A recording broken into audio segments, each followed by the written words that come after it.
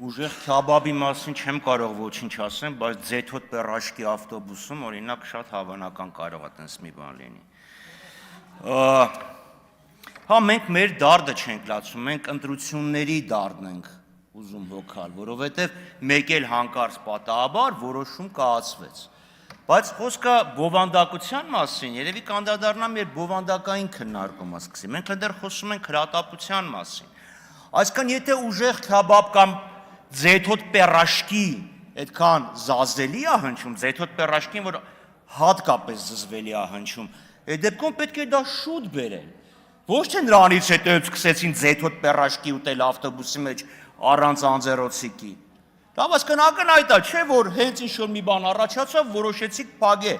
այդ տարբերակը։ Խոսքը դրան է վերաբերում, ոչ թե որովհետև մեկը քյաբաբ չի ուտում, մյուսի համար էլ ձեթոտ պերաշկին է տաճ։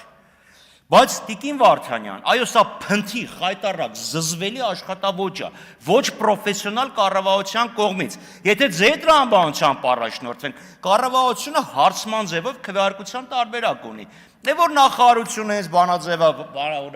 կառավարության որոշման նախագիծ ունի, թող դնի հարցման ձևով շրջանառի, դրական պատասխանը ստանա գա ազգային ժողովն է պերմանենտ կաշխատի։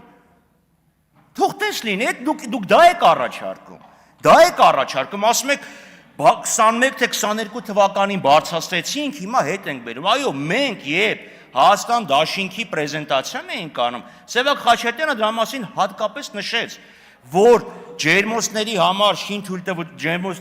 շինթույլտվության գումարը սարսափելի թանկ է, սարսափելի բարձր է, լավ է որ կառավարությունը հասկացավ, ընդունեց այդ քննադատությունը, բայց վատ է որ այսքան ձգեց, որովհետև Սևակ Խաչատրյանը դրա մասին խոսած մարտի 16-ին, մարտի 17-ին ասա շուրջ արդեն աշխատանքները պետք է լինեին, որ նախորդ քարորային սա ընդունվեր, մին են գափոխեք իմ խոսքերը։ Բաժանորդագրվեք Արմադ մեդիայի ալիքներին YouTube-ում, Facebook-ում, Instagram-ում և Telegram-ում։